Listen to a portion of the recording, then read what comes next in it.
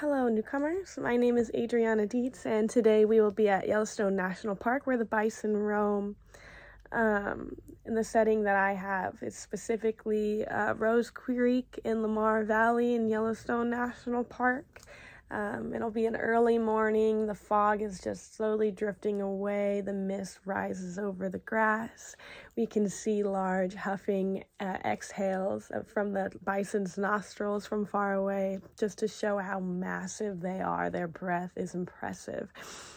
My ideal audience is the visitors of Yellowstone and people that are generally interested in bison and learning more about their context, their history, and why we have them here today. Yes, my ideal setting is in the open fields of Yellowstone where the bison roam within the park boundaries. Seeing these impressive animals in person should ultimately strike some emotion. When I see these animals, I am overwhelmed with how beautiful and big and how much history there is behind them. Knowing that their historical context, and I love to know that this land that we are on is not ours, it is ultimately theirs, and you should all know the history of the land that we are standing on today. It's like a feeling of relief to see that these animals are living after everything that they've been through. Bison are a very large and powerful animal, and since they provide hide, meat, and bones and other resources, they're a very important natural resource. Multiple different people from different backgrounds and lifestyles view this mammal differently. They've had a bunch of different historical relationships with this animal and therefore have different experiences and different views. But this has caused some opposition in the past when discussing management techniques for the bison. I will delve into the history of bison from near extinction to their home on the National Bison Range in Yellowstone and present day, how multiple cultures view this animal, and how those opposing views have led to changes in management practices. Although a good amount of people have never seen a bison in person, it is important to educate visitors on the history of management of bison, to spark emotions and encourage newer visitors to see this amazing animal for themselves.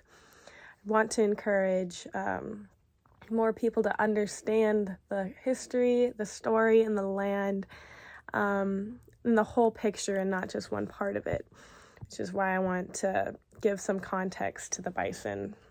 So the American bison was chosen as the United States national mammal in 2016. So it's obviously very important to American culture. But they used to roam freely all over America in large numbers and herds. But today, the animals are fairly regulated and they're in minimal states. Even the bison that we see in Yellowstone, their numbers are kept, their population is kept down due to we have hunts every year to keep the bison population down because they are growing at such a rapid rate that we cannot regulate them properly. And that also strikes some confusion about how we have tried so hard to save these animals that we are having annual bison hunts every year.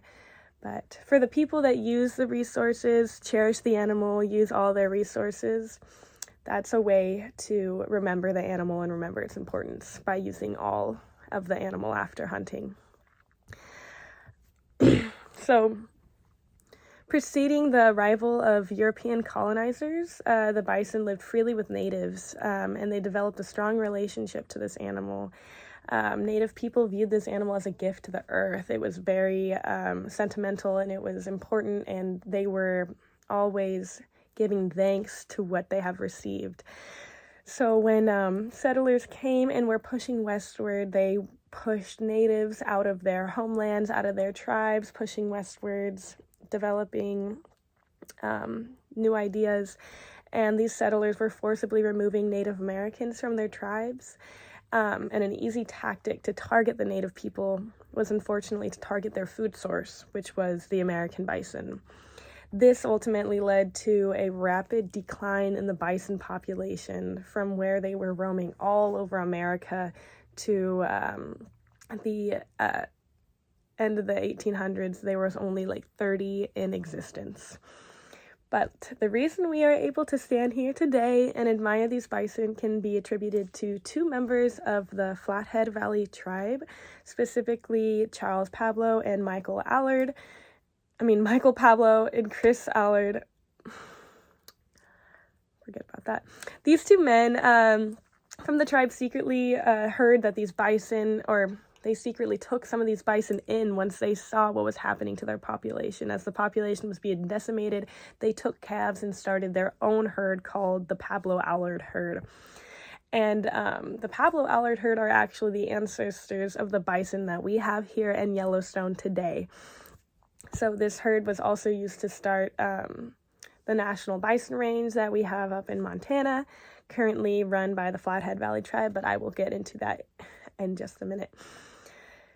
The National Bison Range was created in 1908. It carved out about 18,000 acres of land out of the Flathead Valley tribe, and this land was then given to the U.S. Fish and Wildlife Services to be managed as a bison range.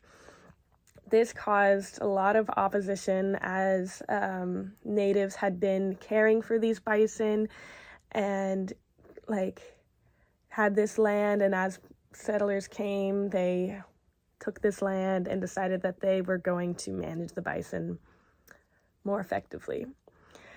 Obviously, most people were not happy about that. The management of the National Bison Range has been in discussion for a while, and the decision was to keep the bison range federally regulated by the U.S. government or to transfer that power back to the Flathead Valley tribes.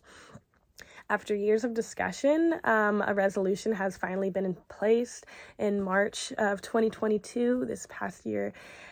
The tribe actually did go ahead and get that land back to them. They are now they are in charge of management of the bison range.